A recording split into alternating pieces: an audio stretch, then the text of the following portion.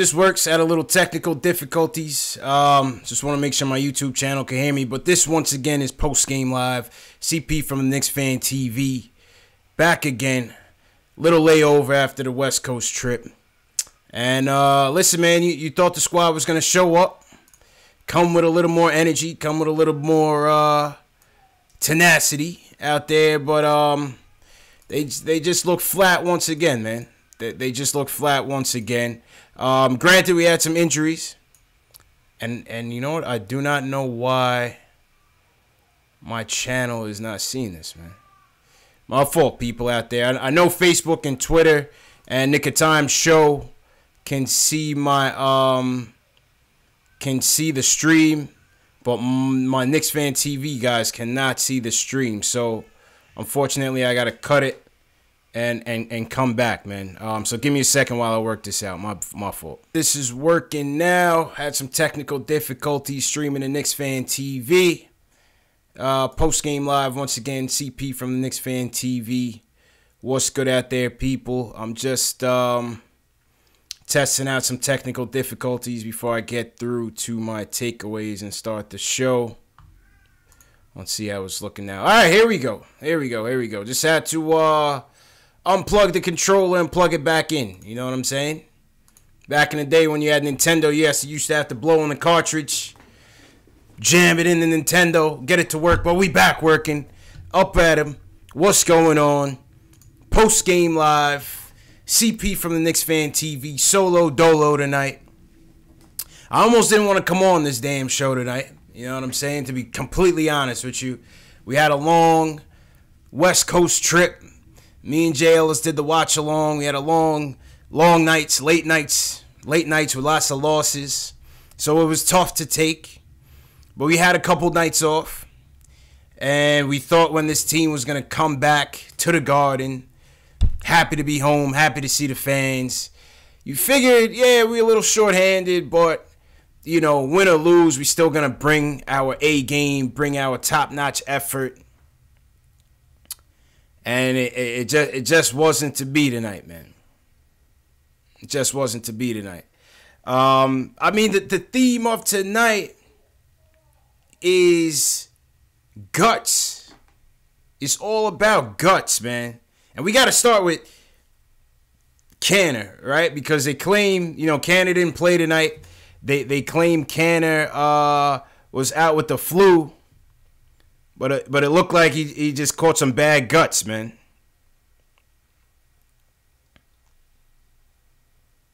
Yeah. I got 1 burger, 2 burgers, 3 burgers.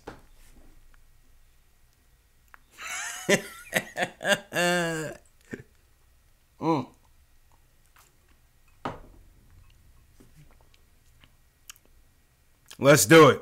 Let's do it. My man ate 7 burgers, 4 triple cheeseburgers with eggs on it. Then all of a sudden they tell you that he can't make the game because he got the flu. My man got the bubble guts, man. 7 burgers. I'm sitting there looking like there's no way. There's no way. I don't care how big you are, man. There's no way, man. So it starts with Cannon. We're shorthanded. We're short man on the front court. Game starts. Cornette gets into foul trouble early. Vonleh gets into foul trouble early. So obviously at that point, you already knew which way this game was gonna go. The game just had a very weird tone to it. You know what I'm saying? Like, it was a very weird tone to it. We were getting dominated early, turnovers early, stagnated offense early. You know, Moutier was terrible tonight. Let's just put it out there. The point guards were terrible tonight. Moutier was terrible tonight. You know, give credit to the Pacers. They played excellent defense. Obviously, with our simplistic offense that we run out there, the Pacers basically knew everything we was going to do before we did it. You know what I mean? They were all over the passing lanes. And so they set the tone defensively. I thought defensively we were abysmal in every sense of the word, whether it's in the paint, whether it's on the perimeter. We couldn't get stops. Once again, little Sabonis. We had little Sabonis looking like Tim Duncan out there. Somebody in the chat had said that. We got little Sabonis looking like Tim Duncan out there. once again abusing the Knicks. I think he dropped like 22 points, 15 boards or something like that. 22 points, 15 boards. And you know, for us, it was just we just couldn't mount anything. I was highly surprised that they even tied the game at halftime. I was surprised they even tied the game before the half. 52-52 with 2 minutes left. I'm upstairs setting up for the show. Go downstairs to eat dinner, and in that time frame, we go on a 12-0 deficit. The Pacers go to 12-0 run before I can even get downstairs and lift up my sushi. I mean, and that's just how it goes, man. That's just how it goes. Oladipo went off. You know, we have McBuckets coming in, Kylo Quinn coming and scoring on us. One of those nights, man. One of those nights. Bogdanovich beasted. Thaddeus Young had a decent game for them. We gave McBuckets 12 points. That was the best game McBuckets ever had in his career in the last 3 years. Because he damn sure wasn't doing nothing with us. So we gave McBuckets 12 points. I mean, listen, Tyreek Evans, welcome back Tyreek Evans, came back and put it on us. We just didn't have the answers, man. We didn't have the pieces, clearly. No Canner. No Money Mitch, once again. No Frank. So, you know, obviously your offensive firepower, part of it, and Canner and some of your defenders are gone. So it was going to be a tough night. But still, it's about effort, man. It's about effort. It's about guts. It's about culture. It's about defense or defensive principles. And I just don't see that with this team. You know, I don't see a defensive culture in this team. And the thing that got me tonight is first off, Breen and Doris, for the most part, did a good job. I like Doris Burke doing the color commentary. She's very sharp. Very sharp. I like her on that color commentary. I love to bring in, you know, at MSG every once in a while. When Clyde goes on vacation, bring in Doris Burke. Don't have Wiley and them doing the color commentary because they're not taking that serious. But you know, the thing is that where they went wrong was you know, Breen saying, "Oh well, we can't."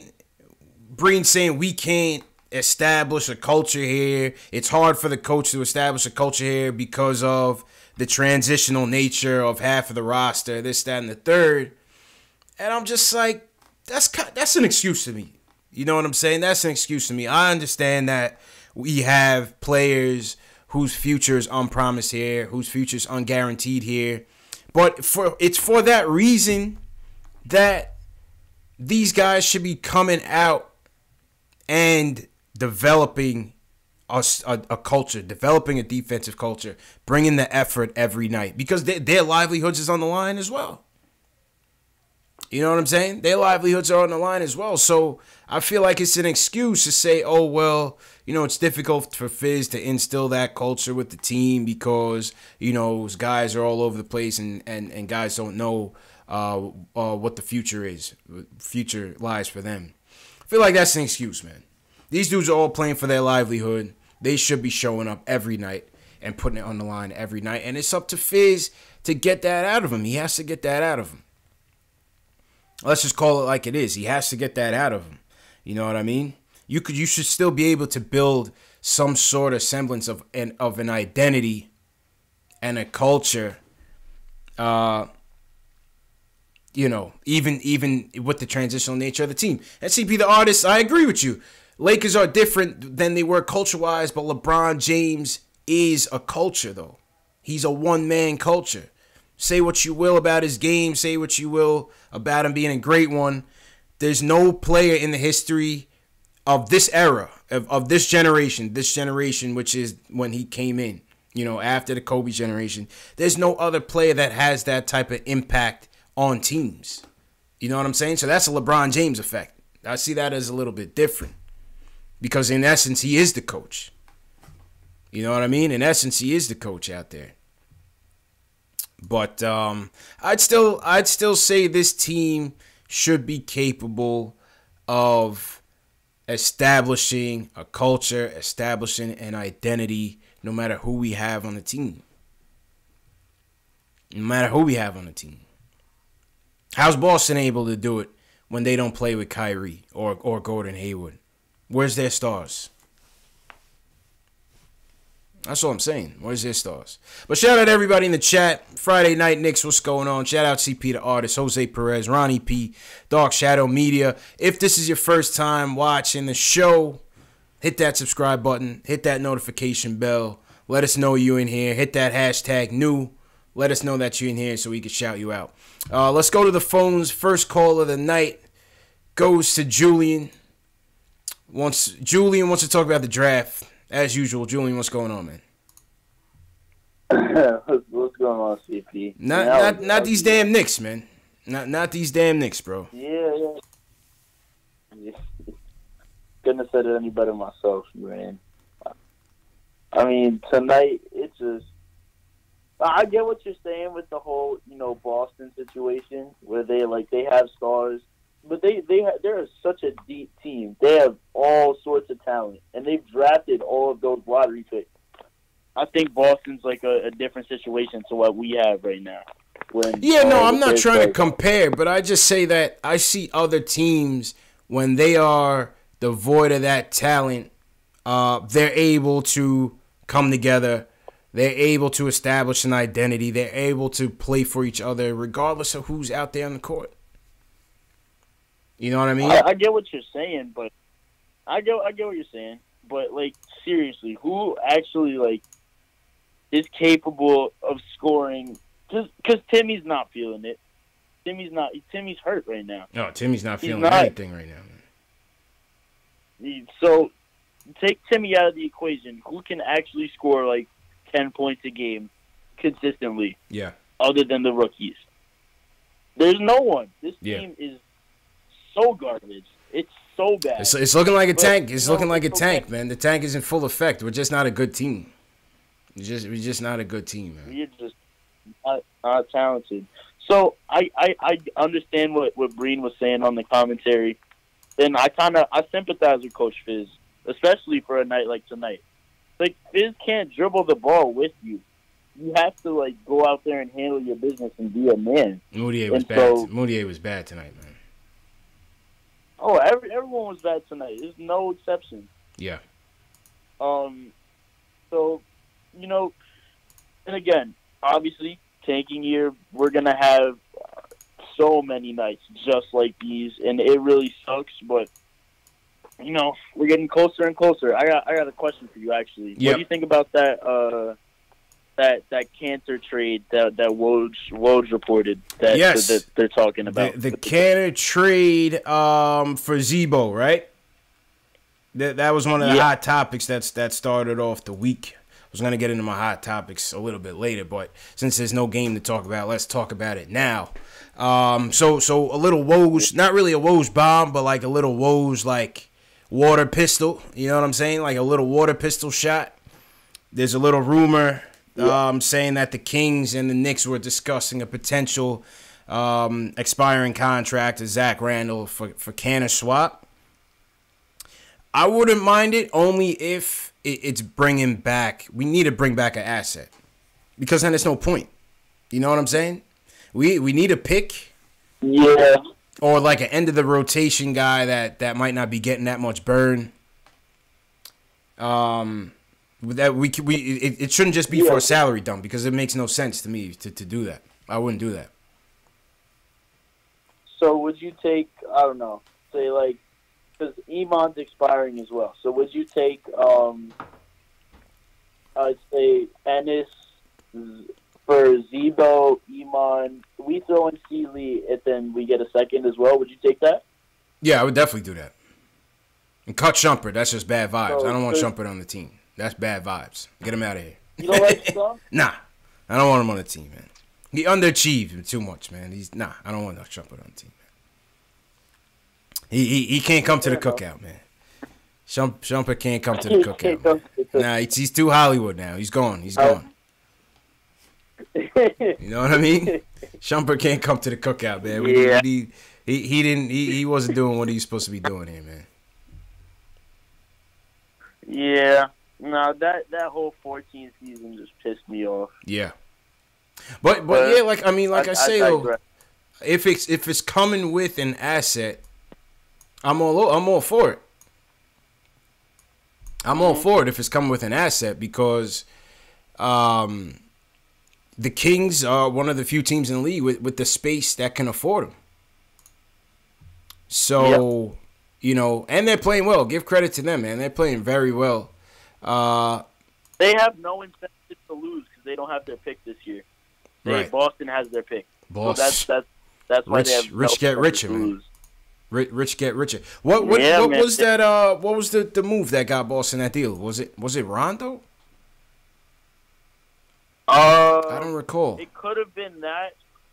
I'm thinking the Kings probably traded it earlier, and then Boston probably got in some other move they made. But I know they have their pick this year.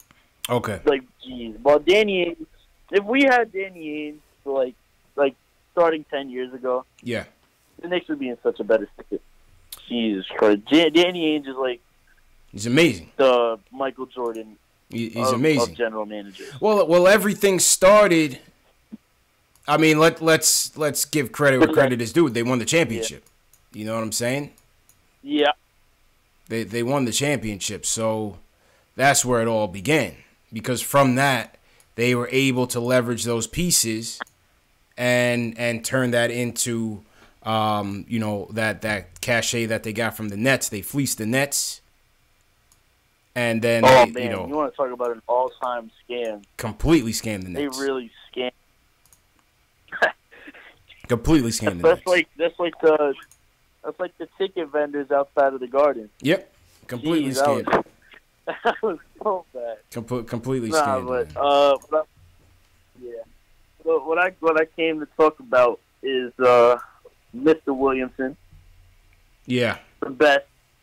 Yeah, I know I blabbed on about Cam Reddish, but realizing, watching that game against Wake Forest, I don't know if you got a chance to watch that the other day. The Wake Forest, yeah, I think I got the highlights from that. Let me pull that game up. Go ahead. The kid is ridiculous. Yeah. He's watching him before in high school, I was like, yeah, I've seen that body before, but he's Zach Randolph's body, but he's got this God-given athleticism that we've almost never seen before from a guy that size and that weight. It's the guy is unbelievable. Yeah. So, I see all these people knocking his jumper and all that. Listen, man, I see a guy that can defend. I see a guy that can shoot. I see a guy that has power. I see a guy that has speed. I see a guy that can pass.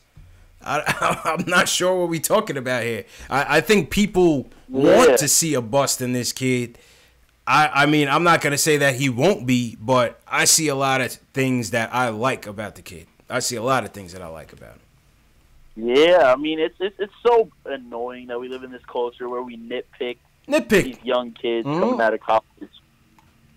Because, there's very... I mean, look, everyone as an 18 and 9-year-old has flaws. Of course. Regardless of in their job. Absolutely. So you can't really, knock it. He's not fully developed yet. The kid's still 18 years old, and he already has... you can't teach what he has. Yep. You can't teach 6'7", 280 with a 45-inch vertical. You can't teach that. You can't. So he has the hard stuff done already. He just needs to get in the gym, get shooting shots, and hopefully those pinballs land in our favor come June. Facts. Or May, whenever the lottery is, and we get our hands on that kid. Because if we do, that's going to be a warning for the rest of the league. Now, the only interesting thing is where exactly would he play? Let's say we get him. Are you putting KP at the 5 full time? Are you putting Knox at the 3? Or are you going to try to put Knox at the 2? That's actually a really good question. You know what I mean? That's the only thing I think about is is it a squeeze to fit him, or could he really fit? Like this, would KP be willing to play the 5 full time? You got to think about that. I don't think it would be full time. I think Fizz would stagger the minutes. I think that's what he would do. So we would only see KP at the 5 at like the end of games and at the start of games. So, no, I think KP at the 5 makes sense. At least part time, because we know that Zion physically he has an NBA body already, so he could put a body on most centers these days. It's not like we're dealing with David Robinson like every single game in the 90s. So, I think that could be a viable lineup. Yeah. Also, if we manage, I don't know, because if we manage to keep Vonleh, looking farther down the line, I think that would be perfect. We could slide, because we had the similar questions last year about Duke's previous power forward, and that was Bagley. Like, where's Bagley play? And so he hasn't really transitioned yet, but obviously he's a much different player. Right. But yeah, no, it's a valid question. But with positionless basketball, I don't think it matters that much. I don't. Well, I mean, the thing is, you got to appease KP, unfortunately. You know what I'm saying? Part of it as being the elder statesman on the team once they get rid of Lance and Courtney Lee, his input is going to matter. So I think it's interesting. Obviously you don't want to pass up on the kid. He seems like a lock at the number 1 slot. And if you get him, you can't pass on him, just for the sake of fit. Yeah. You just got to make it work. Like somebody in the chat said, you got to make that shit work. Yeah, man. Thanks for the time, man. CP. JL has missed the fun game this time. Yeah, I don't know what happened to Jay. I'm trying to loop his chat in here. But yeah, JL had to wrap up work, man. So he missed the good wins, but he didn't miss this bad loss tonight. He did not. Probably the ugliest one of the season. Yeah, it might have been. Might have been, man. I wasn't feeling that one at all, man. This game was borderline unwatchable, bro. But all right, man. I'll catch up with you on the next one. I'll catch up with you Sunday, man. All right, bro. Talk to you later. Yes, sir. That was Julian, usually checking in first. Shout out everybody in the chat. Ronnie P, Anthony Parasol, G. Andrezzi, Alex Collins checking in from Ireland, Frank Sandberg, Keith Sinclair, what's going on? Trying to get J. Ellis chat looped in here. Shout out everybody watching on Nick of Time Show, wherever you guys are watching from. And, yeah, man. Definitely subscribe to that channel. Like I said, if you're first time watching, give me a hashtag new so I can shout you guys out. And, yeah, hit me with a subscribe, man. Hit me with a subscribe. But yeah, it was just an outright ugly game. I mean, what were the positives? Did you guys see any positives out of this game? I mean, Vonleh looked pretty good. Vonleh looked pretty good. And now we're hearing rumblings that Philly might want him. Or other teams might be interested in Vonleh. So another question for the chat would be, because I see JB from Knicks Film School mention this, and it's an interesting idea. Why not trade Vonleh if you have Ricardo Custer? Ricardo, you haven't been subscribed this whole time, man. You've been watching the show, haven't been subscribed this whole time. Shout out Ricardo Custer, finally hitting that subscribe button below. We finally sold him on the channel. I guess he must be feeling bad for me or something tonight. Mr. Pouring Salt in the Wound says he's new. What do you guys think about maybe putting Vonleh on the block, though, man? What do you guys think about maybe putting Vonleh on the block? Trying to get an asset for him. And with the intentions of re-signing him in the offseason. That's not the worst idea. You know what I'm saying? That's not the worst idea. Yankees did it. I mean, baseball is a different sport, but Yankees did it. Yankees did it. You know, people that follow baseball, Yankees traded Aroldis Chapman to the Cubs. Got Gleyber Torres in a prospect in that deal. Signed Chapman to it. Chapman went on to win the World Series with the Cubs. Yankees were able to sign him the very next year. And then they got this nice prospect in addition to it. So, who knows? Alex says he's likely to leave regardless. We don't know that. We don't know. Who knows? Who knows what the market's going to be for him? So then, shit, if we're going to lose him, trade him then. Even more reason to trade him if you're going to lose him. You know what I mean? Phone lines are up, 657-383-1509. Call up if you like. These guys say, yeah, baseball, no salary cap. Yeah, sure, that has a lot to do with it. That has a lot to do with it. That is a big difference. But, I mean, listen, who knows what type of promises that they made? Who knows what type of promises that they're making for him? You never know. At the very least, they got to look into it. You know what I'm saying? Look at his yearbook picture. Dude looks happy as hell to be a Knick, man. He wants to be a Knick, man. He wants to be a Knick. Father Pieces, what's on tap? Tonight's drink, you know, Friday night, you always got to have a drink, especially when they lose, man. Another embarrassing loss on national TV.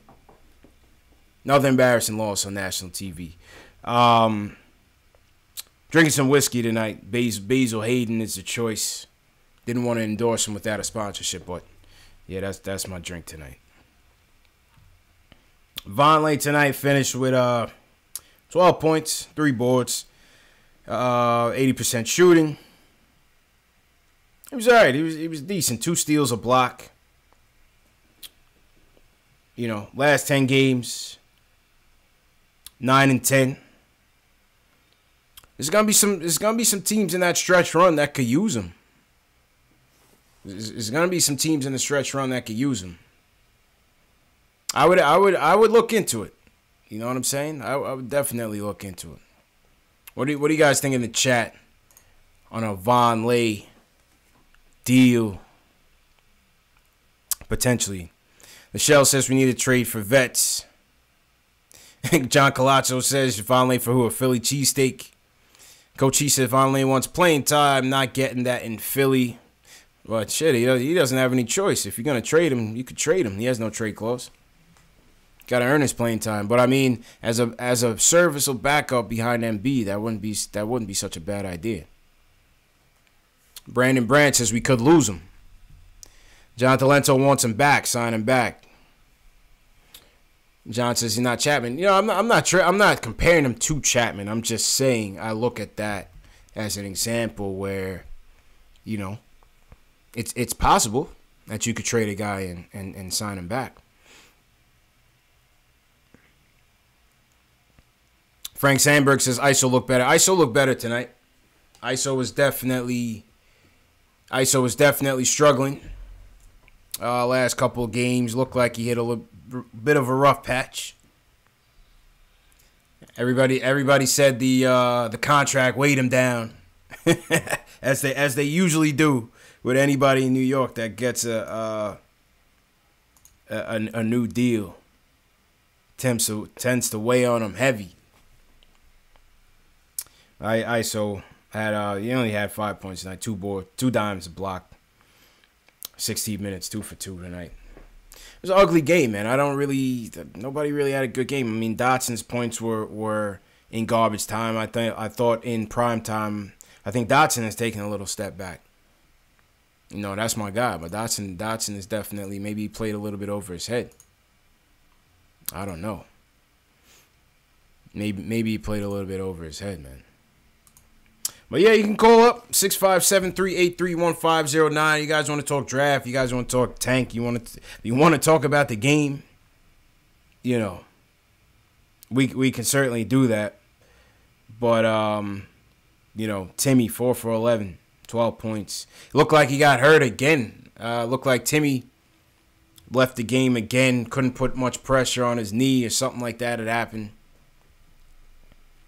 So that's a concern. Timmy could use a rest, man. Give Timmy a little rest. Knox, 14 points, 5 of 10 shooting, 2 rebounds, 2 dimes. Bogdanovich was eating his food. Bogdanovich is a good player, though. Bogdanovich is a good player. You know. Staffordon says the losing got to these guys. You might be right, man. You might be right. I mean, this team is 10-32, and we're only halfway there. You know what I'm saying? We're only halfway home. So, Jay Ellis's chat, I'm not sure what happened to Jay Ellis's chat tonight, so I'm going to just let my chat roll. If you guys want your chats to be seen, you got to come through to Knicks Fan TV tonight. For some reason, I can't get Jay Ellis's chat in there. Yes, the effort was terrible tonight, man. The effort was just not there. But yeah, Stafford's right. The losing could be getting to these guys, man. The losing could definitely be getting to these guys. And like most of you guys said, we don't have the luxury of, the star player to lean on when we in tough times. So it's growing pains. It's another lesson learned. But I just thought the energy overall was lacking from the start. From the start of the game, the energy overall was lacking. Gary Singh says they're getting used to losing. It's quite possible, man. That West Coast trip, I'm sure, took a lot out of them. Well, Pacers were on a road trip as well, but Pacers are a top team in the East. I would have expected a little bit better effort. That's all. I wasn't expecting to win clearly, but that's a little bit better effort, given that we hadn't won that much. Somebody sent me a super chat. Tricks the Barber, thanks for hosting. Tricks, I appreciate you, man. Thanks for watching on a Friday night, man. You guys could be doing anything. Could be out and about doing your thing. You know what I mean? Sitting here listening to me talk about a 10-32 team. And we only halfway. We only halfway, man. Shout out Shells Heavy. What up, Shells? Yeah, man. Shout out to everybody watching tonight. Did you guys see the this kid's Ja Morant? Did you guys see the Ja Morant post of some kid? Just teabagged this kid disrespectfully. Let's check this out, man. In slow-mo. Whew.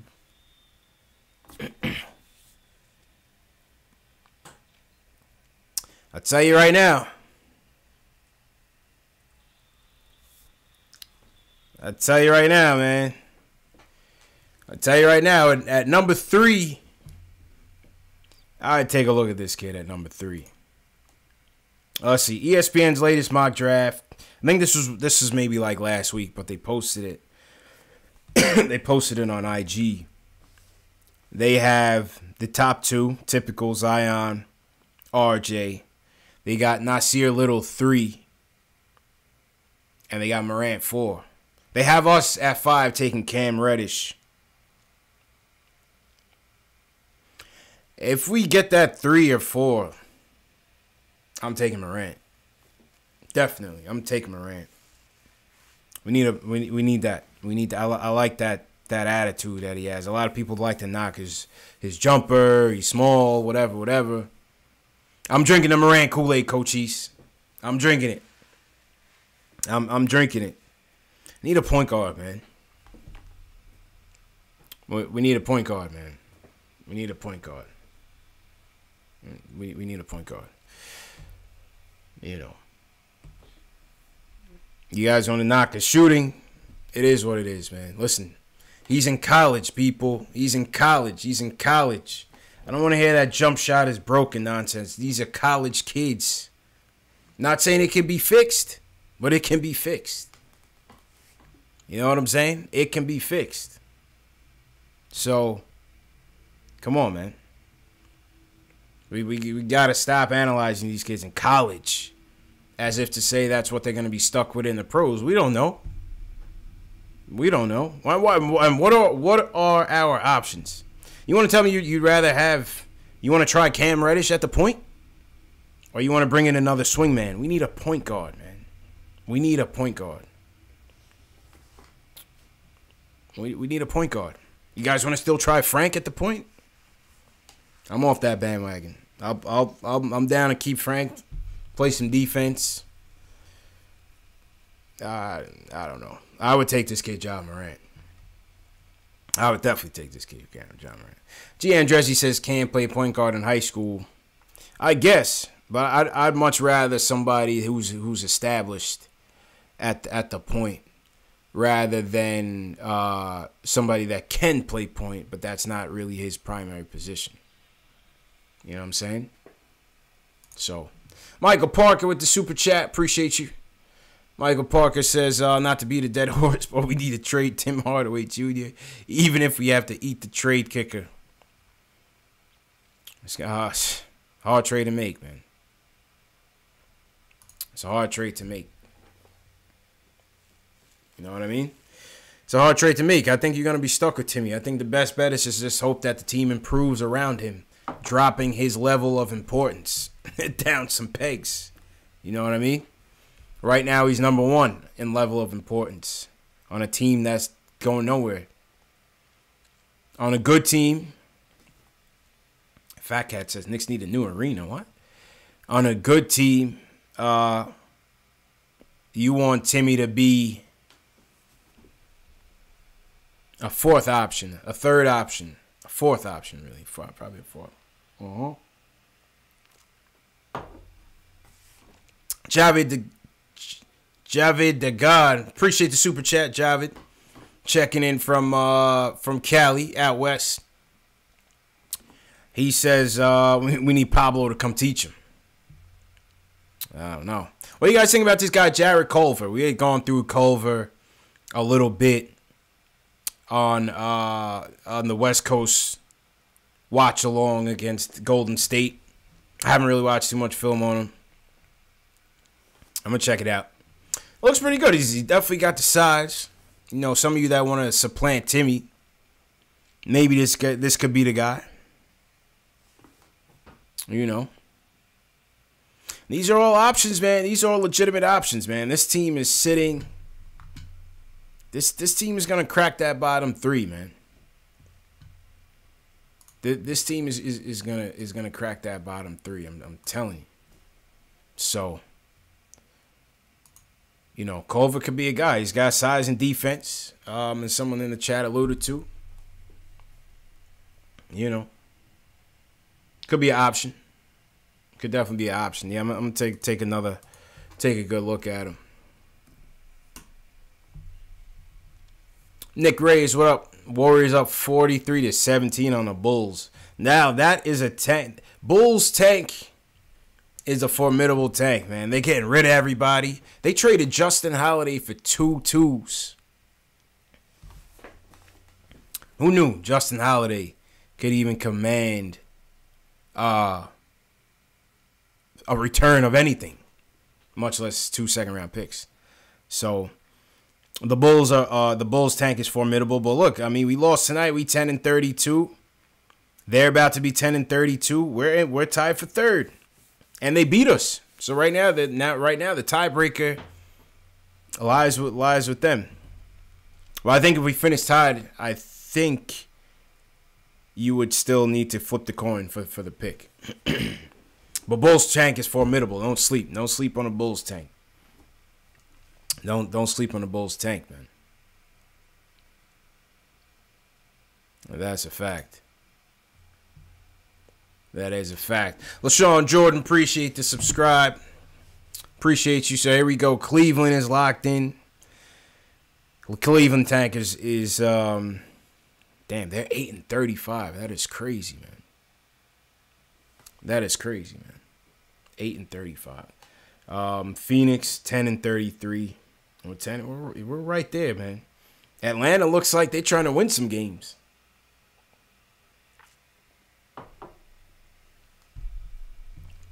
Atlanta looks like they're trying to win some games. 13-29.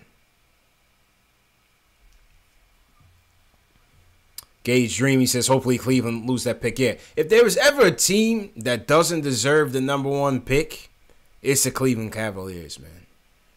They get that shit enough, man. They get it enough. Forget that. All right, let's do a quick sim. See what happens here. Ooh, they dropped us down to 5. Tankathon was not playing well on my first roll of the dice, man. See if the mock draft fares any better. Shout out everybody in the chat. Hit that thumbs up button for your boy. Knicks took a huge L. Alright, so the first sim of the mock draft has the Knicks taking John Moran in 3rd. Got him taking John Moran in 3rd. I'll leave it there. I won't even click sim lottery. I'm just leave it right there, man. I'm just leave it right there. Let it marinate a little bit. Listen, you guys want to tell me you can't shoot? You guys want to tell me, yes, he's turnover prone? I'll take it. I'll take it. We need a point guard. We need a point guard. Because guess what? You can't take players just off of their limitations alone. If we went back at even, you know, forget the superstars, at even all-star level players, everybody had flaws, man. Everybody's draft report was, yeah, he has this, but here are the knocks. And they still could turn out to be good players. Like, yes, you have to take the positives and the negatives, but I don't harp on negatives with college kids, man. What's the coach for? Isn't the coach here to coach the players, help the players grow, help the players develop? That's what coaches are for. We just got a coach. I'm going to give him 4 years. Along those 4 years, we're going to have a couple more picks. We might be in the lottery maybe one more year after this. Develop the players, man. CP says we need a veteran point guard. So who you want? You want Kemba then? Because Kyrie doesn't seem like a realistic option. If I'm going to get a veteran point guard, then I want somebody who's in the 1st or 2nd tier. That's it. Preferably the 1st. Need somebody real. Brandon Brandt says Rondo. I wanted Rondo last year. That would have been a good pickup instead of Jarrett Jack. Even though Jarrett Jack is a leader, he's a good dude. He's a good locker room dude and all of that. I would have wanted Rondo last year for this team. Absolutely. We should have got Rondo last year. Could have probably helped Frank and get more along this year and last year. No Rozier. I don't want Rozier, Gage. I don't want Rozier. I definitely, CP, I agree with you. We could definitely use, if you let Burke walk, you can still get your point guard in the draft, or maybe you get lucky with a Kyrie, or maybe they do get a Kemba. You could still get, if you don't get those guys by free agency and you say you draft a point guard, you could still sign a cheap veteran that could help this kid along. I think that would be a prudent move. You know what I mean? I think that could be a prudent move. Pocket Rocket says, when is Frank coming back? I have no idea, man. No idea. They claim that first they said it was a ankle tendon injury. Then they said it was a sprain. I don't know. If they changing it like that, it to me it still means that he's gonna be out for a little bit, man. To me, it still seems like he's gonna be out for a little bit. Somebody said, "Are we giving up? Are we giving up on Frank this year?" No, I don't think we're giving up on Frank this year, but I think the early returns, you just don't know if he can carry this team on a full-time basis. I'm not confident that he could do that. I'm not saying that he can't help the team, but I don't see him as I just don't envision him as a long-term starting point guard on this team. I'll just be honest.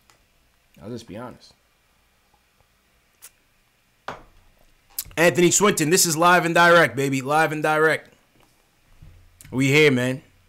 Yo, call me up. Somebody call us up, man. I know you guys are disappointed in the losing. It's tough to get up for this team. But, listen, man. We can talk draft. We can talk free agency. Whatever you guys want to talk about. Anthony Swinton, this is live. This is live and direct, man. When I replay the stream, and by the way, the streams do get replayed throughout the course of the night into the early morning East Coast time, it will say replay on the title. If it says replay on the title, then it is a replay of the show, but the chat is live. Replay of the show, chat is live. So if people missed the original live show and still want to talk to each other like you guys are doing now, that's your opportunity to do so. That's why I replay the shows live, because people like to talk. As you see, people like to talk and debate. You know what I'm saying? Ernesto says, why do we want to win? No point. It's not about winning. It's about how we win and how we lose. It's more about how we lose. We don't like to lose getting embarrassed. Who likes to do that? I can accept the team going out and losing a close one when they put up the effort. That's acceptable. You can accept that. You know what I'm saying? But you can't accept, efforts where, they're just not showing up. You just can't accept it, man. You just cannot accept it. So that's why, games like this are hard to take. It's not about wanting to see a win. It's just wanting to see some effort, wanting to see some continuity on offense, wanting to see some defensive effort, wanting to see some toughness out there, even when you're overmatched. Sabonis is a good player, man. He's going to be a great player. I think he's going to be a great player. That's it. It's just about signs. Tonight was a bad sign. Just for tonight. I'm not talking about what it means for the future. I don't project that way. But I'm talking about tonight alone. You had a couple nights off. You had a rough road trip. Come out with a little more effort, man. Canner had the mud butt. Straight bubble guts. And Fizz is always the Fizz is always a good politician and a good lawyer. Oh, he's got flu-like symptoms. He's got flu-like symptoms. My man said, I got 3 triple cheeseburgers here, 3 triple cheeseburgers here, this burger. My man was in the burger joint going to town. Like we used to be at McDonald's on the playground. You know what I mean? Like when McDonald's first had the 99-cent menu. Like my man was in Happy Land. But they claim he had the flu. All right. My man Chris came into town from Cali. He was right behind the bench. Had him up close and personal. And my man KP rocking the turtlenecks and joint. He looked like some money right now. Frank over here looking scared, as usual. Sean Shepard, what up, Sean? Tack, what's going on? Coach Cheeks, what up? Ceremony said, and I see Fat Cat, I see CP in there. I'll get to you guys in a second. Ceremony said, shout out Lane First Ceremony, checking in from Australia. He said, how is Knicks Fan TV going for you compared to a year ago? The channel is growing, man. The channel is growing exponentially. The channel is really growing exponentially. I'm at 8,200 subscribers. Shout out to everybody who's been subscribing, who's been supporting, who's been liking the videos. The thumbs up go a long way. The thumbs up goes a long way. Sharing the videos go a long way. And, I think, people like the show. People like the stream. I think me and Jay Ellis have done a good job. I think we've done a good job of trying to bring some different content. Not just the live streams, but I may have a couple exciting projects down the road that I'm gonna be excited to share with you guys. Potentially with the NBA. So knock on wood. Wish me luck on that. But yeah, I might have some good stuff on the horizon. But yeah, Ceremony Lane Firth. The channel's been going good, man. But the channel is only as good as you guys make it. So when people subscribe, when people share, when people like or comment on the videos, that's you guys making it. I'm just here putting out the content, man. But you guys make it what it is. So I appreciate the support, man. All right, let's go to Fat Cat from the Bronx. Wants to talk about the game and get rid of Fizdale. Get rid of Fizdale, Fat Cat. What up, man? Yeah, what's up, bro, man? Talk to me, man. What's good, man? You better than 98.7. What? You better than 98.7. You the next Stephen A. Smith of this thing. Appreciate it, man. Appreciate it, man. Hey, listen, man. A lot of people just want to talk Knicks, man, and that's why we here, man. That's all. It's just a city of basketball, bro. We can't make it out, man. I don't know what's going on right now. That's it, man. That's it. I'm in the park right now, man, just looking at the rim, just watching KP shoot the basketball, but he ain't here. That's how bad I'm going through it right now. So what are you saying about Fizdale, man? Yo, bro, I ain't gonna lie, man. Like he just be riding Moutier too much, man. Moutier is not it, man. Put Trey at the one. Put the young boys in and let us die with our young boys. Moutier and them ain't gonna be here next year. Let's die with who we dying with. We dying with. I hear you, man, but bro, I can't fix it. I hear you, but I think the same way they view the rookies, I think they are also looking at Moutier as a potential option to bring back. So they're giving him that time to see what he could do. ISO's not a point guard. That's the problem. He's not a point guard. And we tanking for the number one, bro. We not going to get no number one pick, bro. Like, we might as well just play New York basketball and try to win, bro. That's a loser mentality trying to tank, man. Every year we tanking and never get the number one pick. But Fat Cat, we don't have the talent to win. We don't have the talent to win, Fat Cat. They didn't sit Canner out tonight. My man sat himself out by stuffing 8 burgers down his throat. Yeah, because Fizdale, bro, you know, you can catch the NBA players' vibes when it's funny vibes on the team. It's already funny vibes with Fizdale, man. He already rubbing too many players the wrong way. Instead of just trying to implement his system, he trying to make all the players happy. Moutier, all of that, man. Just put the best 5 on the court, bro. I agree with. You know, they made it seem like, again, on the telecast tonight, they were saying how, you know, because there's so many transitional players that Fizdale can't set a rotation. And I thought that was nonsense. I think no matter what the situation is on a team, any coach coming in is going to establish their rotation regardless. Fizdale hasn't established a rotation because they don't want to establish the rotation. They are tanking.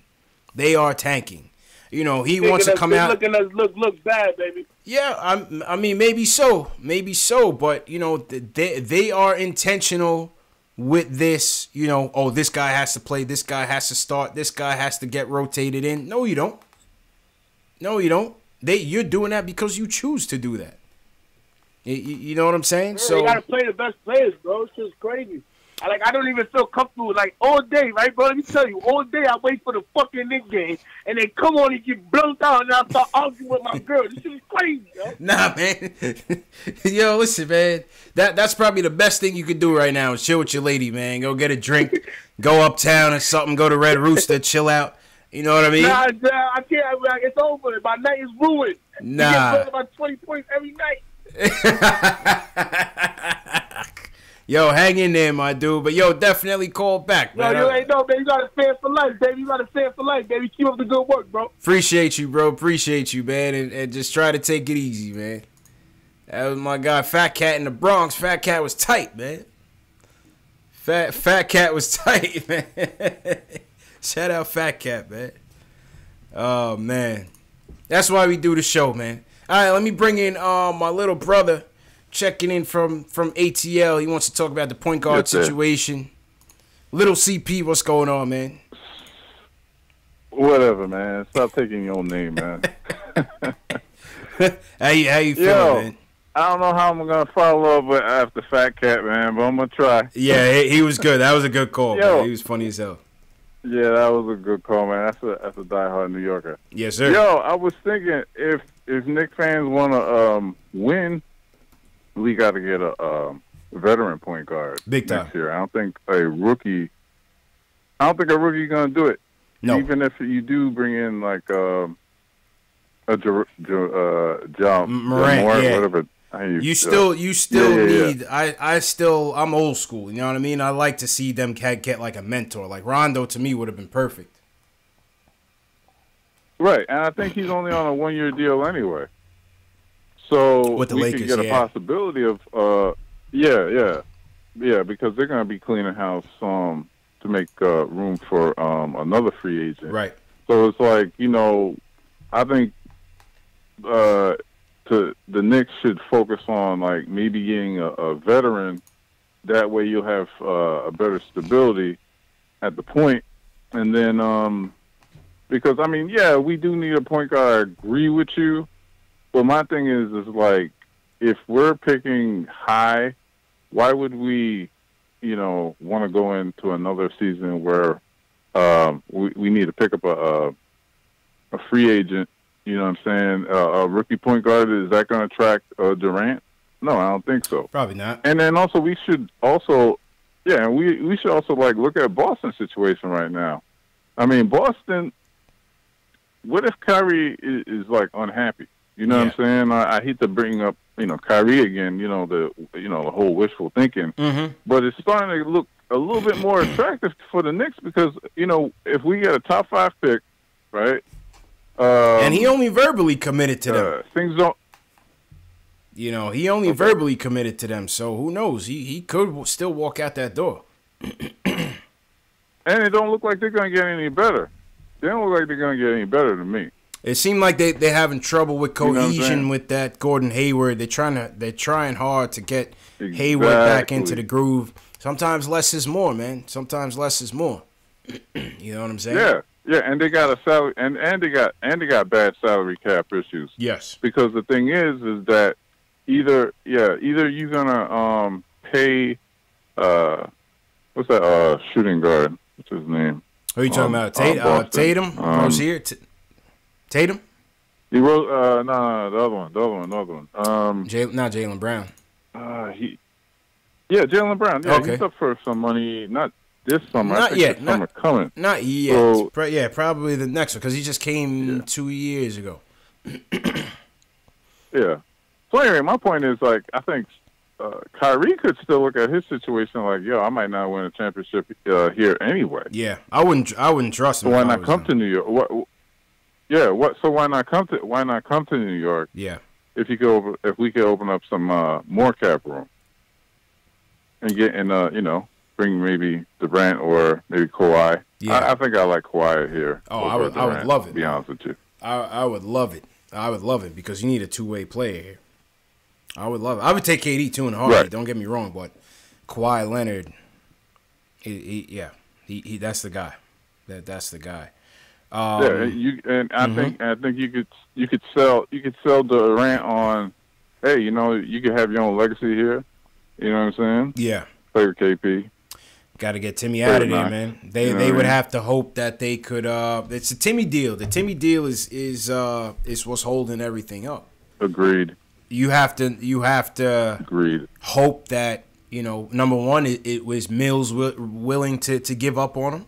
You saw the article came out a couple weeks ago where Timmy was praising Mills for believing in him when Phil Jackson and them didn't. So clearly, it seems like between Tim Senior and Mills, it seems like they have a good relationship with each other. So I don't know. I don't think they would bail on him so quickly unless they got some promises because it seems like they're pretty tight. Well, they gave him that trade kicker. They gave him that trade kicker. So it's like, you know what I'm saying? They can't just give him away for nothing. You know what I'm saying? Right. That's right. So it's like by every game unfortunately his stock looks like it's decreasing. Yeah. You know what especially I mean? With the injury now. I don't know where they're gonna go with it. Yeah, man. That's about it, homie. Yeah. All right, man. Enjoy the weekend, man. Appreciate the call, bro. Yeah. It's my birthday. Send me $100. Man, I'm sending you a live stream when the Knicks are terrible, 10-32, man. Take it or leave it, bro. Enjoy it, man. Happy birthday, man. Have a drink, man. All right, cool. My guy CP the artist, man. Happy birthday. So here are the top 20 or so free agents from Hoops Hype. Shout out to everybody in the chat. Smash that thumbs up button for your boy. Phone lines are up 657-383-1509. If you guys don't want to call in and you want to leave a fan Q&A, Knicks Fan TV Dave or Alex Collins. Alex, you got to change your name to Knicks Fan TV Alex, man. You know what I mean? But they should be circulating a chat, a link to the fan Q&A. If you guys have any questions, I can see that and I'll get to it. So let's look at the point guards. And Facebook and Periscope, I'll get to you guys in a bit, but appreciate you for watching as well. Obviously, Kyrie's the top dog. You got Kemba, who is kind of growing on me still. Kemba's growing on me still, man. Depending on how this draft goes. All depend on how this draft goes and where we end up getting seated. Dragic, I don't like. Bledsoe, I don't like, and I see him staying with the Bucks anyway. Rozier, I don't like. I just don't trust him. I just don't trust him to lead a team outside of that Celtics team, to be honest with you. I could be completely wrong. That's just my opinion. I just don't think. I feel like this is a guy that will come here, take the bag, and be completely average. Be completely average. You know what I'm saying? That's just how I see it with Terry Rozier. You know what I'm saying? D'Angelo Russell, he's having a bounce back year. For the Nets. Another guy I don't trust. I do not trust. Rubio, good point guard. Floor general, that's what you're looking for. I don't know. Maybe I'm just looking for a perfect point guard. I don't really want Rubio to spend that money on. I don't really want Rubio. Good player, though. Derrick Rose, most improved player, or comeback player of the year, for sure. Comeback player of the year. Would I sign him back? No, I would not sign him back. He's not the point guard that we're looking for. He's just in a point guard body.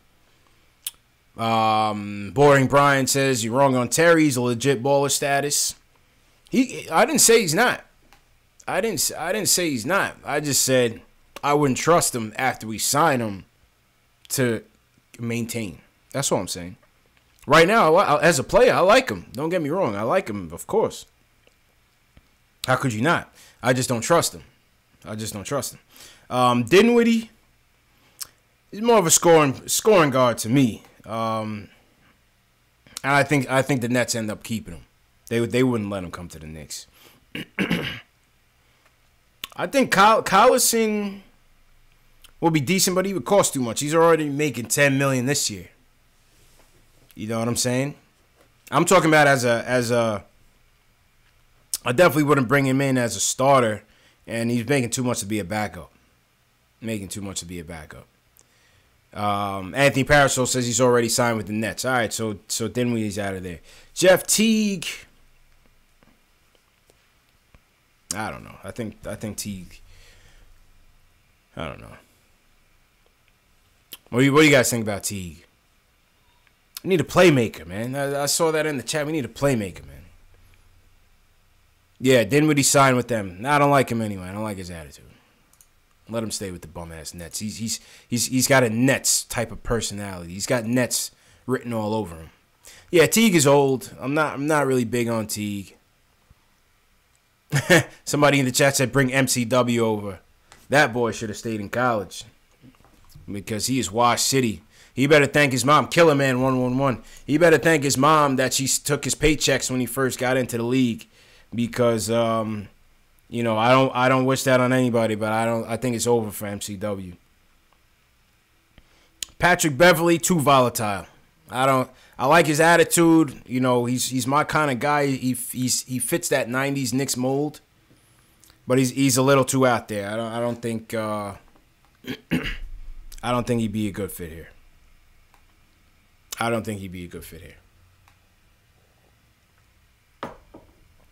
Brogdon could slip away, depending on the Bledsoe situation. Not making that much bread. Brogdon could slip away. Can he run a team? Or is he just a role player? 14-3 as of November. Isaiah Thomas, hell no, he's washed. He's finished. TJ McConnell, no. Rondo. Elfrid Payton.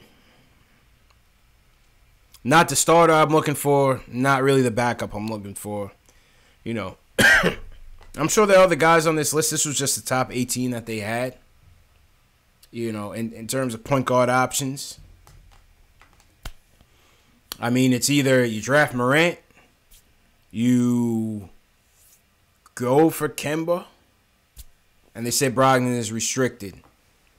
You go for Kemba. I know a lot of you guys don't like that. I think depending on who you draft, it might not be a bad play. It might not be a bad play. Kyrie, I don't know. I don't know if he's going to commit to Boston. They say we sleep on Elfrid Payton. Killer man, he likes Elfrid.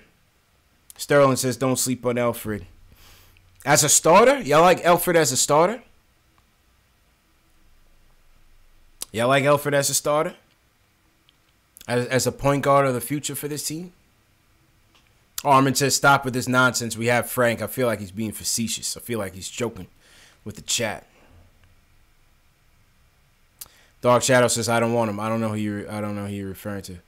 Shamori Ponds. That would be excellent. Shamori Ponds would be a great fit, man. Armin says you're bugging his Frank. I don't think Armin being serious, man. Let's go to Nathan from Jersey. He wants to talk about the horrible loss.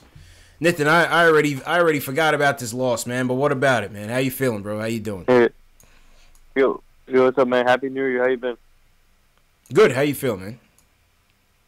Yeah, good.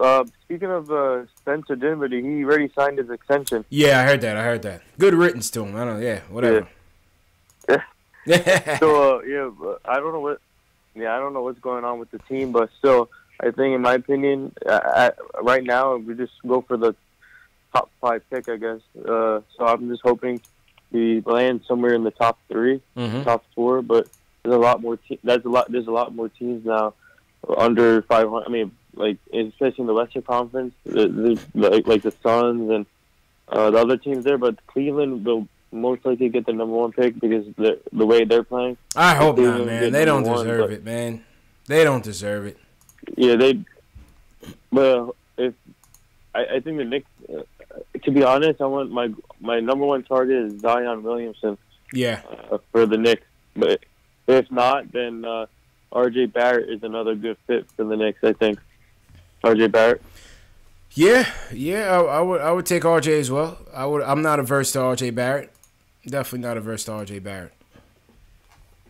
And then to the free agency side of it, I don't think, to be honest, if the big fish don't come here, like Kevin Durant and all, if I was the front office, I would just, like Steve Mills, I would just like go for like the second tier free agents and then look for trade options. Maybe trade off, like maybe look to trade Porzingis this offseason when healthy. Ah, come on, Nathan, man. Man. No. Not doing that, man. I'm not trading KP, man. Why would we do that? No, because to get more assets. Because to be honest, being stuck with one player that gets injured too much, maybe you can get more value for the team. I'm not doubting your injury history with KP. That's certainly a concern. That's very much a concern with me. But his trade value is already going to be low because he's injured. So you can't trade him. Yeah. Can't do that. So he's a restricted free agent, right? Yeah, but no, you can't do that, man. You can't do that, man. Appreciate the call, though, man. I appreciate it. No. Yeah. All right, man. Appreciate it. He kind of got me upset on that one, man. Somebody said they agree. Alexei says he agree. You can't trade him. You got to ride it out. Can't trade him yet. I do agree. I say it with KP. The thing about KP is that you just don't know if he can hold up at that 7'3" frame running around like he tries to run around. You don't know. You don't know, man. Nothing we cool, man, but I don't know, man. Between the loss and that comment, I was kind of, I don't know, man. Can't do that, though. You can't do that. What else? Max Kellerman. I can't stand this dude, Max Kellerman. Did you guys see this? with Max Kellerman talking about back on the KP topic. Listen to this if you guys didn't hear from what Max Kellerman had to say.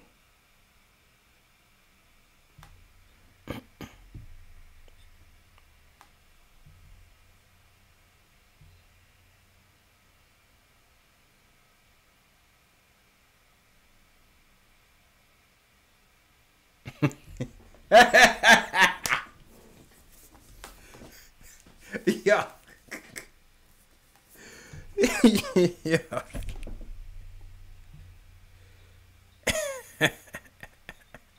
Oh, they said it's muted. Oh, my fault.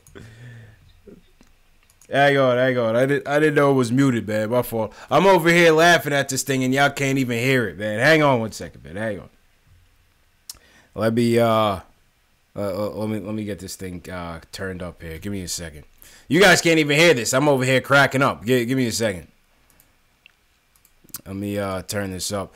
This guy basically said that we, along the lines of Nithin, he's basically saying that we should get rid of Porzingis. I'm like, are you crazy? Are you loco? Let me see if you guys can hear it now. Let me know if you can hear it. Give me a second. I don't think that Porzingis should be consigned to this fate for the rest of his career. You got to let him go. They're going to ruin his career. This is such a bad organization. I do not trust you guys can hear it now, right? Commodity as precious as Porzingis. I personally wish that ESPN would send you to L.A. You don't deserve to be in New York anymore. You're a traitor. The New York Knicks fan base has been subjected to this. Ooh, I don't want to use the word. You ain't thinking. You think about Porzingis? Hell with Porzingis. I don't give a damn about his feelings. Here's the check. Cash it and get on the damn court and play basketball. So Max Kellerman, Stephen A. said native trade New him. Yorker, supposedly a Knicks fan, a diehard Yankee, a diehard Yankee fan, living in New York. I lived in LA for 6 years. The New York Knicks are a laughingstock. I encourage New Yorkers to start sniffing around for other teams. Let Porzingis go. Let him go and be great somewhere. Go to commercial. Stephen A. said go to commercial. Be consigned to this fate for the rest of go to commercial. You know what it is with these guys though, man. You know what it is with these guys. It's like they have nothing to talk about like legitimately every day, so they try to come up with the most shocking and the most outrageous, ridiculous takes. But this was just beyond egregious. I mean, Max Kellerman has disgraced himself ever since taking over for Skip Bayless. It doesn't work out for that show, man, because he doesn't fit. At least Skip Bayless. What I like about Skip Bayless on those shows, yes, he does those shock takes, but he knows how to sell it. You know what I'm saying? Skip Bayless, you can actually believe that he's saying some garbage, but with Max, you can't even take him seriously. You can't even take him seriously. And there was an article by Stephen Bondi. I'm about to find it right now. And I don't like to rag on these journalists and things like that, but when these guys start peddling these takes and these articles that just don't make any sense, they're talking about Porzingis can leave during free agency. That's not true, man. That is not true. Yes, he could, but he's leaving $150 million on the table. You think he's that pissed? You think he's that pissed off that he's going to be an idiot and ruin his future? I mean, and then he goes on to say there's word around the G League showcase that the Knicks are holding out Porzingis and there's beef there. Like, what? It makes no sense. It makes no sense, man. And I hate, like I said, I don't like criticizing people for their work because I understand I don't consider myself media. I just talk Knicks. I press stream and I talk Knicks. But these guys you got to understand one thing about the media, right? It's a competition. There's a competition for eyes. There's a competition for clicks. There's a competition for your audience. So, yes, things are going to be sensationalized, whether it's TV, whether it's print, whether it's podcast, whatever the case may be. But, like, at least make it somewhat believable. You know, when you're dropping these things, at least make it somewhat believable. You know what I mean? Word is around the G League showcase, guys are whispering that they want to hold him out, and there's tension there. Am I gonna say it's there's no way it's true? I can't say that. I'm not there. I don't know. But from my experience growing up as a kid and reading the Daily News, when you actually have to read the physical paper, it's hard to take, especially when they're losing. And that's what makes the New York media get criticized so often, is because they create a cesspool. They create a cesspool. The toxicity that sometimes emanates around this team, in my opinion, is media-driven agenda that stirs the pot. It stirs the pot. And to me, I don't know Bonnie personally, you know, I don't know him personally, but I feel like as soon as Isola got canned, Bondi kind of took that mantle as the chief stirrer of the pot. And I don't know. You know what I'm saying? That's just my 2 cents on the topic. That's just my 2 cents on the topic. I just feel like these guys just want to, you know, report things for the sake of doing it. But I don't know. What do you guys think, man? Somebody call me up and let's talk Knicks. 657-383-1509. Let's go to let me see what's up with the fan Q&A. Shout out Knicks Fan TV Dave. Shout out Knicks Fan TV Alex. What's going on? Happy Saturday. Moving into the Saturday hour.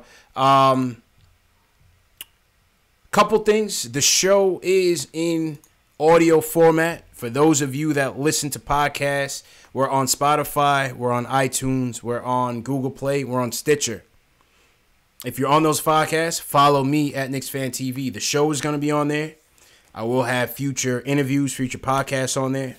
We're getting ready to do a midterm good, bad, and ugly. Some of you guys saw that quarter season report. I'm getting ready to do the mid-season report, good, bad, ugly. So I'll have some of my guys within, I think Alex Wolf said he's on deck. I'll check with some other guys that's going to be on board for it.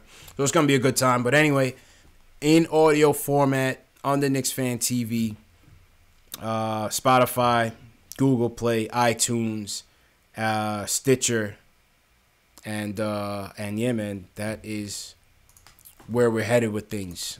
Shout out everybody in the chat tonight. Coach Cheese, what's going on? Rokeem Poe, what up? Anthony Parasol, what's going on? Coach Cheese says they should ban him. Yeah, he did end up getting banned. And, you know, people like to blame the Garden for how they handle things, but sometimes you look at it and kind of see why. Keith Sinclair says he only listens to Isola and Berman now when it comes to the Knicks.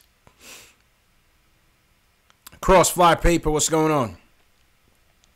Lord Scientist, my guy, Lord Scientist down in Texas, what up? Yeah, man. That's all that here for us. Gage, Dreeny, appreciate the subscribe, Gage. Appreciate it. If you guys are new, give me a hashtag new. Knicks 1904, you look like you're new. Give me a hashtag new. For those of you that are just now watching us, appreciate the support as always, man. Appreciate the support as always. Let's go to Lex from Queens. He wants to talk about trading KP. Oh, this was Lex was agreeing with this, man. Lex, what's going on, man? Talk to me here, bro. What's the deal? What's going on, bro? How you doing, man? How you feeling, bro? I feel like you had called about this before, man, but go ahead. I've spoken to. Listen, I'm Lex Malik on Instagram. Yes. I put on your page on Knicks Fan TV. Yep. Listen, I am all about the name on the front. All right. Okay. I am tired of suffering. Okay. All right? And KP, though he is good and he has a great skill set, he does not have the skill to put us over the top, not even the AC. So, why can't... And this, but why does he have to do that, though? I'm listening. Go ahead. If he's an A, do you rank him as an A player? He's an A player, right? Not to me. Not A1. He's not an A1 player to me. He's not. But that doesn't mean I want to trade him. So what, does not mean I want to trade him. I understand. But if we can get at least up 2 B players, wouldn't that be a better suit? Like, it's a...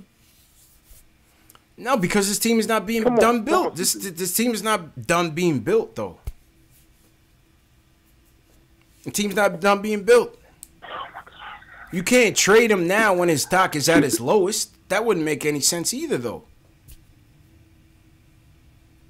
But on the potential, we could trade him. Listen, I'm tired of seeing him jack up threes. He's not that dude to me. He's just not that dude. He's nice, but he's not that dude. And who can we blame now? This is going on 20 years. Yeah. Who can we blame, CP? It's frustrating to see cats do well for 3 games and disappear on the bench. It's going from this coach to that coach, and we cannot blame the owner anymore.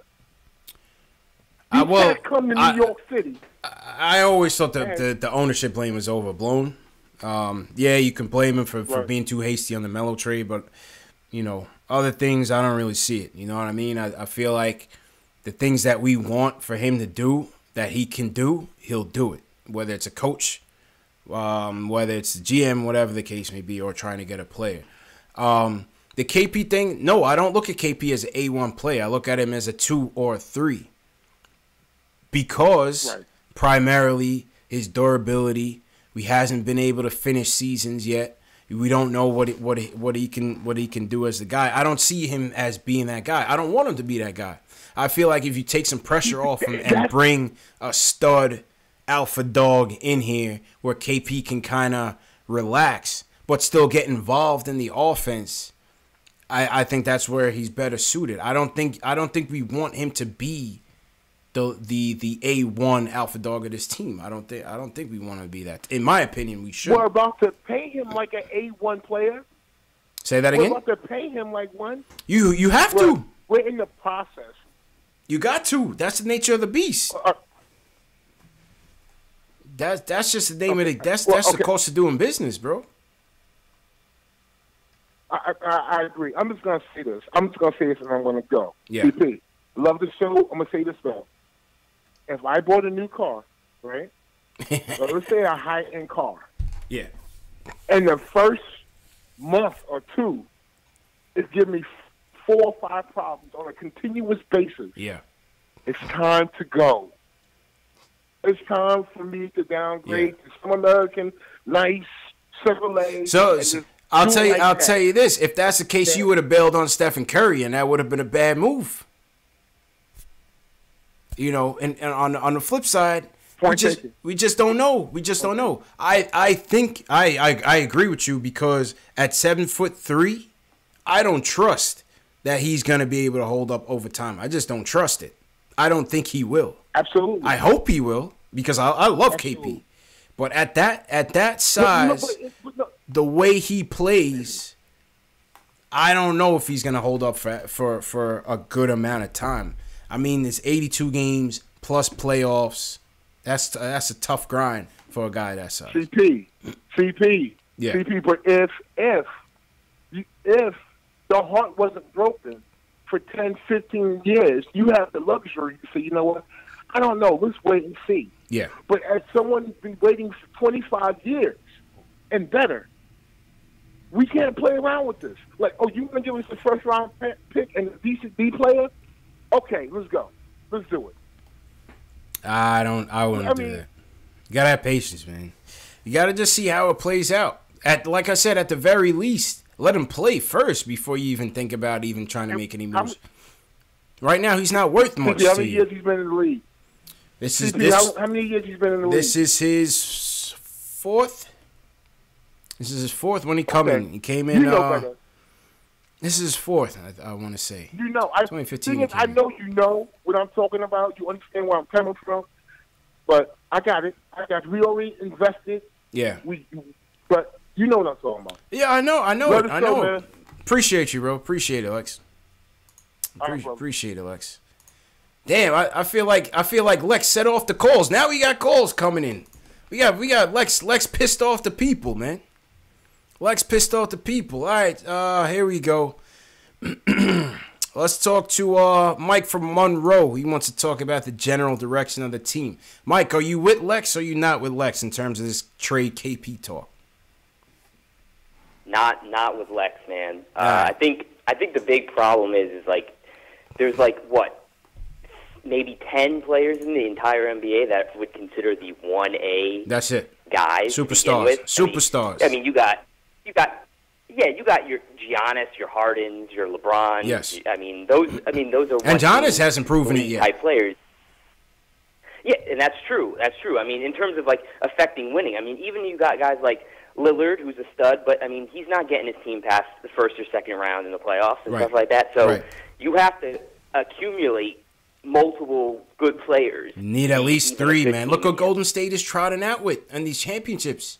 I don't count Draymond. I count 3. Exactly, and that's what I'm saying. And Draymond, you put him on the Knicks, and he's not putting up those numbers without the other guys. So by himself.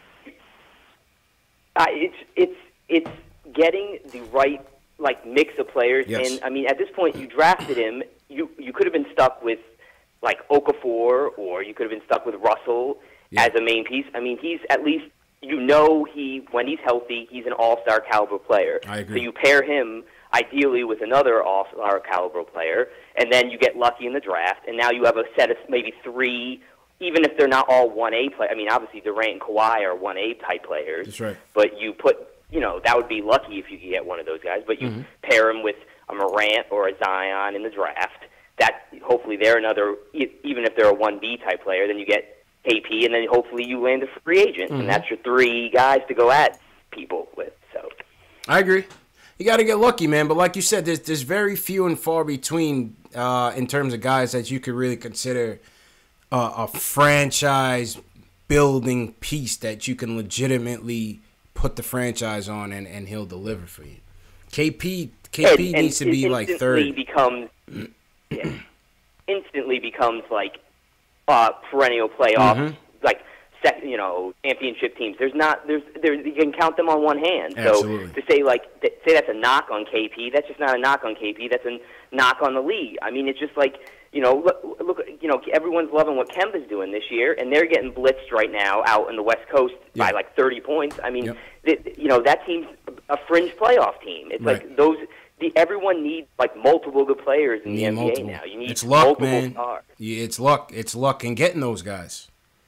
Got to get lucky to get those guys. I mean, they got to get lucky to get those. I mean, obviously with the draft changes, you got a really small percentage to get like a Zion, looks like a big time piece. Yeah. I mean, but hopefully you can. I mean, there's other good guys in the Culver, Morant. There's other good pieces in the draft that could help, even if you're slipped to 3, 4, 5. But I mean, they're going to have. My biggest thing is they have the defense. Fizdale, I thought, had the idea to bring in a defensive culture and a defensive identity, and he's kind of. I mean, they don't play. They have no dogs on defense. I mean, Mitch and Frank play defense, and they're hurt. So I'll give him some credit there. But I mean, they got to find a way. Hopefully, this Cantor trade has something to it, and hopefully, and I think, like you said earlier, I think time to move on from Burke too. I mean, the guys that are playing for these contracts, and rightfully so. I got nothing against them playing for their future in the NBA and their contracts, but the direction of the Knicks should be is, we're getting up 125 points daily now to these teams that really aren't offensive-minded teams. Like I was hoping Fizz would have helped us. Even though we don't necessarily have, defensive stoppers, so to speak, by and large, I would have thought Fizz would have helped some of these guys maybe overachieve a little bit, man. But these guys just aren't. I don't know, man. It's just the same. It's more the same defensively. I mean, you would agree. I mean, like they ran out that one lineup with Frank, Dotson, Vonleh, and Mitch for a set of like 7 or 8 games or something like that. And yeah, they had some struggle. I think that one Orlando game where they Frank was missing a bunch of shots early and they got down big. But for the most part, I mean, I think the analytics said that team had a plus net rating and it held teams under 100 points defensive rating. Right. So they were actually that was our best defensive lineup. And Fizz came back with, he switched the lineup because they weren't quote unquote winning. Right. So my issue with that is at that point, it wasn't about the development tank, which we've all been talking about. It was about trying to get more wins on the court. And Moutier has scored, and I'll give him that. He's not really a point guard because he took 18 shots and had 2 assists tonight. So, I mean, he's jacking up a lot of shots. And that's what I feel like it's promoting what Timmy, under Budenholzer, got sent to the D-League, and they told him, you're not coming back up till you play defense, until you help the team. And I feel like he's come here back, and we revert back to old Timmy, which is shoot bad shots, get lit up on defense on a daily basis, on a nightly basis, and that's not. And he's making let it fly. You know what I mean? Like, where's the thing about sitting him? Yeah. When he's the only one. Up bad shots and he's then the only one. Maybe they're waiting for Isaiah Hicks to come in and toss Timmy to the side. I don't know. You know what I mean? Maybe it's a one for one. I wish. I don't know. There's a lot of guys, trying to make their money and get for their next contract. But I think, ideally switch out a few of these guys. I mean, I don't know. There's got to be a couple guys in the G League. I mean, they had Kadeem Allen in the thing. I know he leaves his heart on defense and stuff like that. I just want to, I don't even care if they put up 85 points. It's much better it's just a layup line the whole game, and that's what. And then the offense is a lot of one-on-one, and they're shooting more threes, which is good, modernizing the offense. I agree with that, but I mean, and another thing about tonight was Knox. He had 5 shots, and then the last 6 minutes of the game, he got another 5 in the garbage time or whatever. But it was late in the fourth, and he had 5 shots when Burke, Moutier, Hazonia, and Timmy all had 12 plus shots. Facts. Those 4 guys should not be getting those looks. It's Knox they don't run any plays for him. Yeah, they really don't. Sometimes. They really don't. They don't run any plays. And that's the part of the development thing that I really hope, they maybe they still got half the season. So, Mitch and Frank will definitely help to come back, and I hope they'll get, whether or not Frank is the future point guard or not, I guess obviously is a remain to be seen. I do think he has a role because, if they do get lucky and they get a big time scorer in the draft, or even or someone that can put the ball in the basket, or get a Durant or Kawhi or someone like that, and then Frank turns into be the 5th option on a team and just defense, passing, move the ball and hit an open occasional look, he can be all right. But Mitch has a role too, and they're playing a little shorthanded. And I mean, because Cornette is stuck in mud, he can't defend anyone too. So. Vonleh is really one of the few guys that actually looks like a positive. The question is he's almost playing himself outside of too much money for us to spend. So. You might have to really consider trading him. Real talk. You might have to consider trading him. It was actually they have no cap hold on him. Yeah. So in terms of we don't have his rights. So trading him or not trading him doesn't keep our chances to keeping him next year anyway. So, I mean, if you can get a couple small assets that then maybe those assets can help you move Courtney Lee, you know what I mean? To free up more money. Because if they've moved Courtney Lee's money, then actually they would have spot for, say, Durant's max, and then they could even bring back Vonleh. If actually they just kept the roster the way it is, they have a room for maybe a max, and that's about it. So it actually helps more if you can move a contract. I mean, we'd all love to move Timmy's contract, but that seems far and far after shooting 35%. He's not helping the cause as we get closer to the trade deadline. He's going this way. Trade deadline going this way.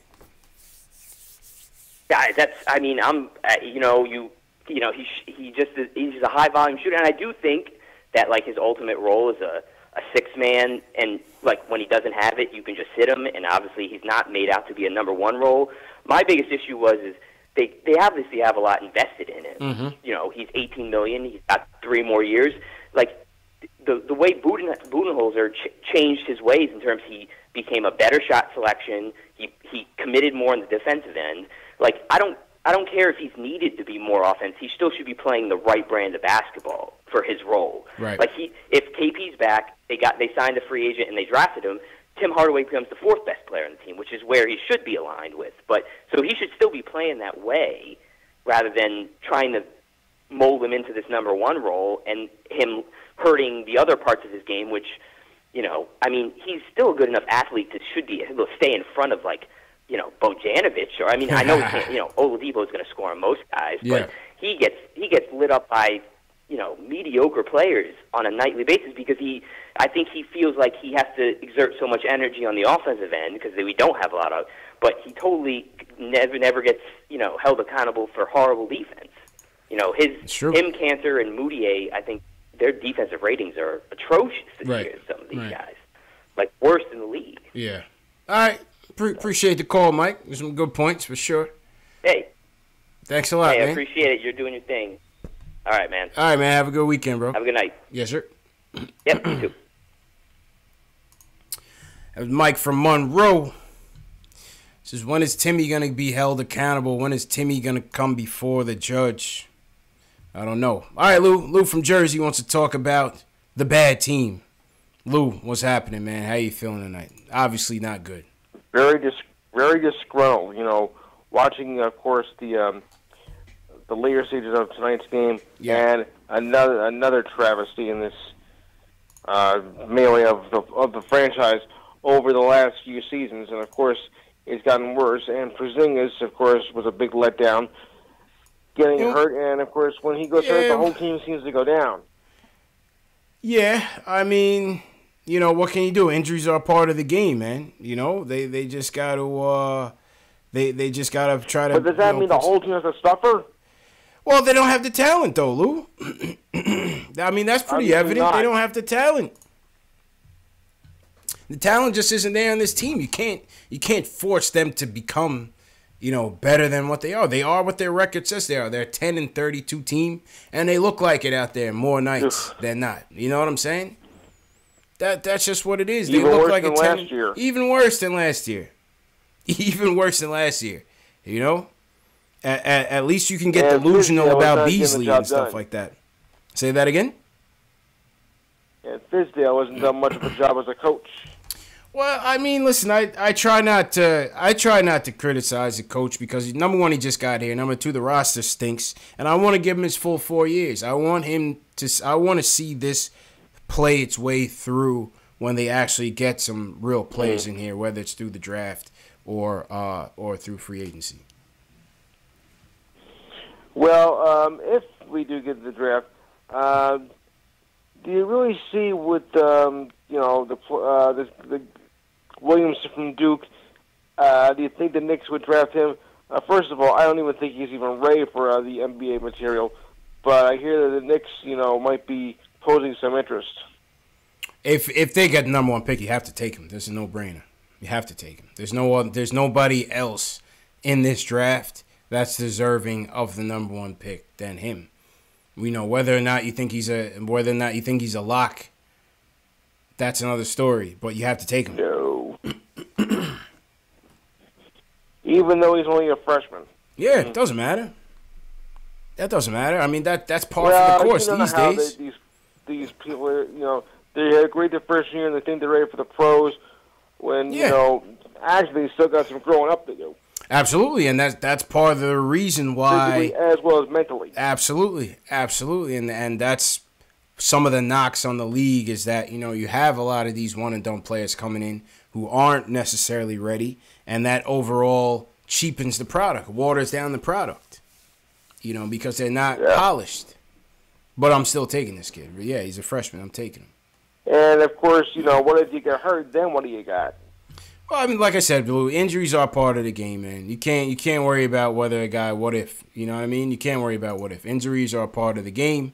The guy gets hurt, man. And appreciate the call, Lou. Have a great weekend. You can't worry about it, man. You can't worry about it. But this kid is a stud. This kid is a stud, man.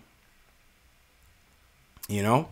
Shout out everybody in the chat. Quentin, we're going to get to you in a second. What's everybody in the chat saying? Oh, Mars Jetson wants to talk about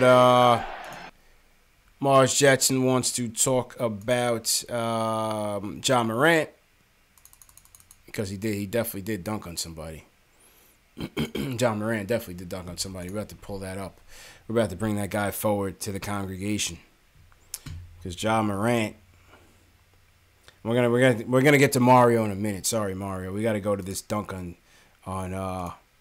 John Morant in slow mo. Ooh.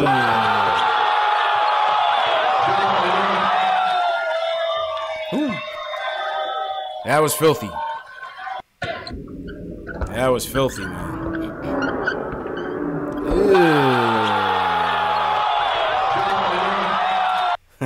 That was filthy, man. I listen. I like Morant. You know, a lot of guys want to knock him. I like him, man.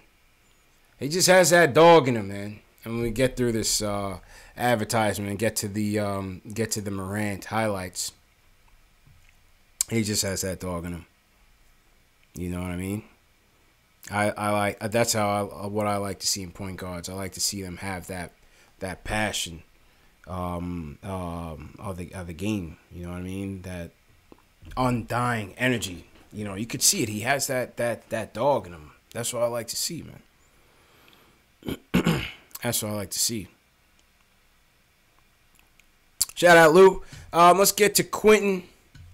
Oh, Quentin, we lost Quentin. I don't know what happened to Quentin. Quentin, if you're still there, you can call back. If you guys want to call back, I'll probably wrap up in a little bit. But if you guys want to call back, I will certainly field your phone calls. Let's see what the chat Q&A is saying. Mario seems like he wants to stick around. I don't know how receptive you guys would be to that, but here's what Mario had to say. I love New York, man. I love New York. As I said, this coaching staff, like, I wish I had them in my rookie year, man. I'm not saying anything bad on what I had. Like, it was just rough and unfortunate situation, what happened to me, but I wish they were in my coaching staff in the rookie year. We'll be talking a different story right now. But, yeah, I mean, I'm happy to be around them. Even when I wasn't playing, I just say, like, how much important they are for me and how much room I still have to, like, for growth, for learning the game and all that stuff. So it's big time for me. So I love this team. I love everybody over here, man. Like, I love everything. I love New York. I love everything. So I'm focusing only on here, and this is not a typical BS talk. You know, I'm only thinking about this. I don't know what's going to be. I love everything. But this is it. Like, I love New York, man. Mario set. He says he's staying. Despite what you Knicks fans want, he said, I'm staying. He said, I know what the deal is for my future. You don't know. That's what Mario said. He's been playing all right. Last couple of games, he's been playing all right. I wouldn't bring him back. Unless he's going to play for the same contract, a minimum deal. I'll let him take Lance's spot. You can take Lance's spot. We'll get Lance out of here. Get Lance on the first flight out. You see, Lance has hired some new agents. Lance is trying to position himself. Rightfully so. You got to take care of your business, man. You got to take care of your business. So, Lance has changed his agents, and you know, he's gonna be make a splash in free agency. Listen, I mean, Michael Harris, appreciate the subscribe, Michael. Welcome to the show. Welcome to the family, man. Appreciate you for coming on board. You know, Mario says all the right things. He's a team guy, obviously. But, you know, he can't bring back everybody. And he's got an uphill battle to be brought back, you know. Alex Collins says he's delusional. He probably thinks he's about to get paid. He might. He had a good little 3-game stretch. He's probably like, all right, let's go. Or you might be talking about Lance. Lance is about to get paid. I don't know, man. Here's Sir Charles. Sir Charles never really has a good thing to say about the Knicks, but for some reason he likes Canner. Between Enes Kanter and Zach Randolph, if the Sacramento Kings get Enes Kanter, they're going to make the playoffs. So thank you. I love Kanter. 90 seconds. People don't like him. I think he's a really good player. Yeah, Charles says he likes Canner. He says he's a really good player. Says if Canner goes to the Kings, they'll make the playoffs. That's what Canner says. And Dave, I dropped the phones. We'll just go to the Q&A and then wrap up. Charles actually bigging up the Knicks.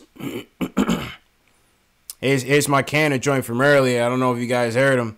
60 seconds. Repping all his burgers and whatnot. They said it was the flu. This is why this man was really out eating 7 burgers. Look at this. Hey, after Look at a this. long trip, I'm having my This guy looks like he got the flu to you. Three triple patties with eggs and sauces. I got my French fries. I got one burger here, 2 burger here, 2 burger here, 4 burger here. I'm very excited about it. Let's do it. Bon appetit. Yo, Canner was so damn excited he couldn't even finish his words. My man ate 3. I don't know if he ate all that, but if he did, and that's the reason why he's out, you know why.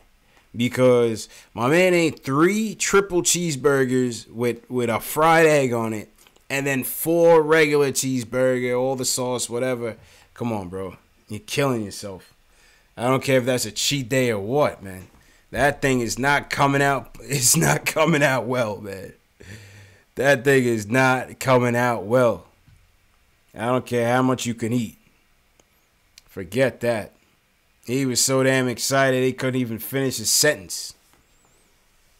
He just ate for 10 people. And Fizzel said he had the flu. Yeah, all right. That dude's stomach is probably in knots right now. All that red meat, man. Oh, that boy got the mud butt souffle cracking right now. What else happened? Other garbage take from Stephen A. He says the Nets can offer more of a future for KD than the Knicks. What do you guys think about that? Now the Nets are the 6th seed. Anytime the Nets get some sort of success, they always... Canner didn't play, for those of you that just joined late. He didn't play. They claimed he had the flu, but by the looks of that video, yeah, he had the bubble guts. Anytime the Nets get some sort of success, they always try to link it to the Knicks. Like, oh, look at the Nets. They're now in the playoff race, and look at the Knicks. Knicks are trash. Whatever, man. They're always going to be little brother. I don't care. You know what I'm saying? Do they have a brighter prospect because they're now in a playoff race and the Knicks aren't? That can change in a heartbeat. In one draft, in one off season, all that can change. So don't tell me that a team has a brighter future just because they suddenly are in the mix of a playoff race. Washington Wizards hadn't missed the playoffs since they got John Wall. Do they have a brighter future? Did they have a brighter future? You know what I mean? Yeah, Coach East. That boy had the mud butt. He had the runs. Fizz. Oh, he had the flu for the past 2 days. Yet he went to the burger joint. Look at him. Looking like a kid at Disney World. Look at him. He was thrilled. Armin says Luka Doncic is killing it tonight. Yeah, I'm about to go. I'm gonna go watch some Luka Doncic. See what's going on, and enough of these Knicks. They've had enough of my time tonight. Sunday we're back. Knicks and Sixers. So we'll be back for that game. We'll be back for Knicks and Sixers, man. Let's see what the chat Q&A has to say. I had to switch my hat, man. I was getting hot under these lights. LPDO24, always an active member of the chat Q&A. He says, with KP coming back, Knox needing the ball to score. Oh, this is quite a lengthy one. Let me drop this down. With KP coming back, Knox needing the ball to score, and Mitch rolling to the rim and Timmy chucking shots. Also adding another scorer through the draft. What type of point guard do you think would fit that core? I believe Frank is the type that we need. His biggest issue is being consistent with his 3-ball. He doesn't need the ball in his hand to fit with that core. I mean, if Frank can show that he can facilitate and run the offense at full time, maybe he can be the guy. But we haven't seen enough. We still haven't seen enough, and he's not healthy. Now he's not healthy, so time will tell. You know what I'm saying?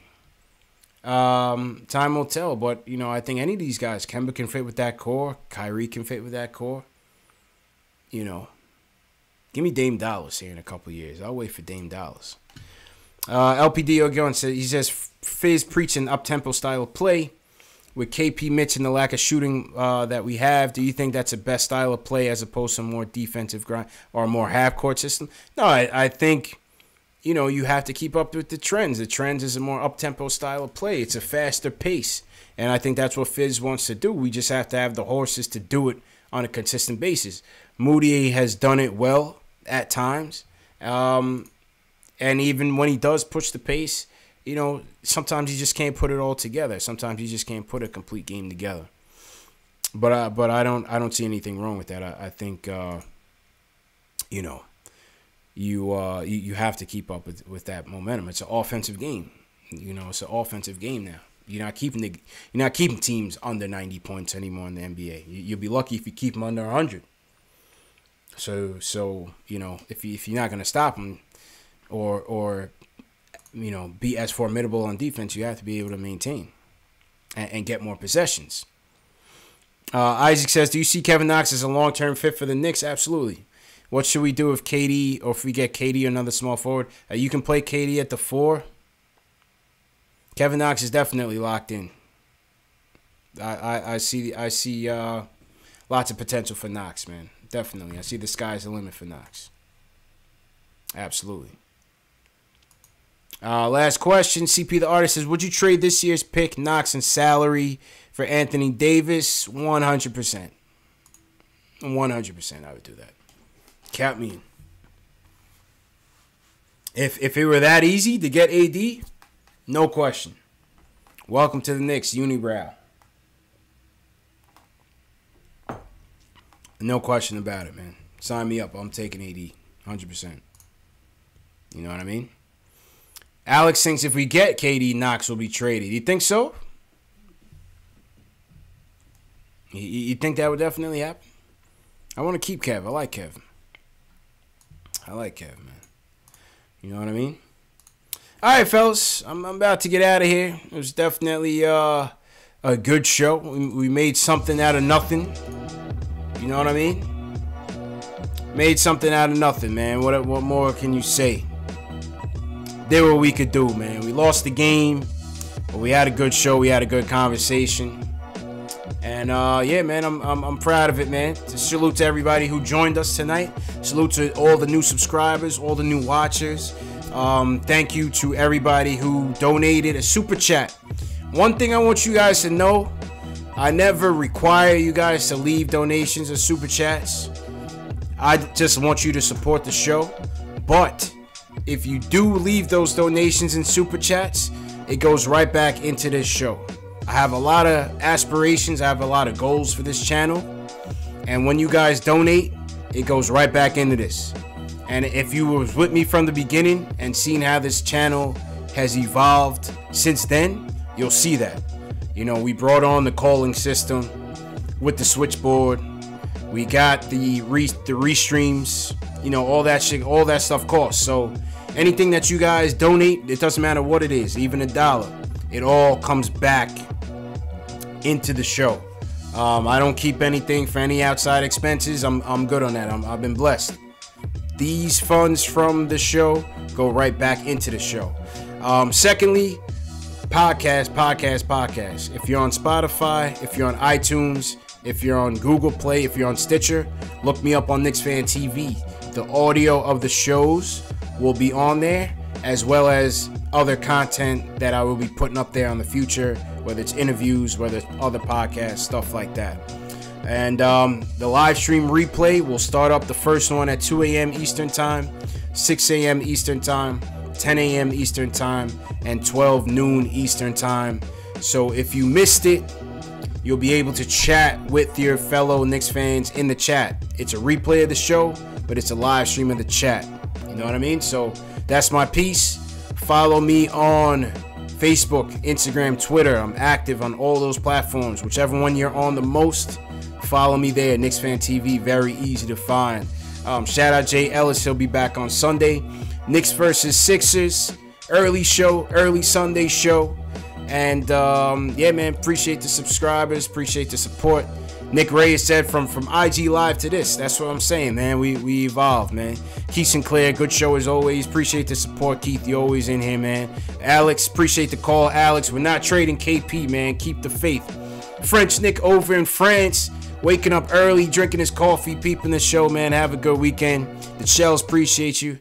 Armin, appreciate you. John Talento is in here first. Always in here first. Appreciate it. Julian, appreciate it. Ernesto, thanks a lot, man.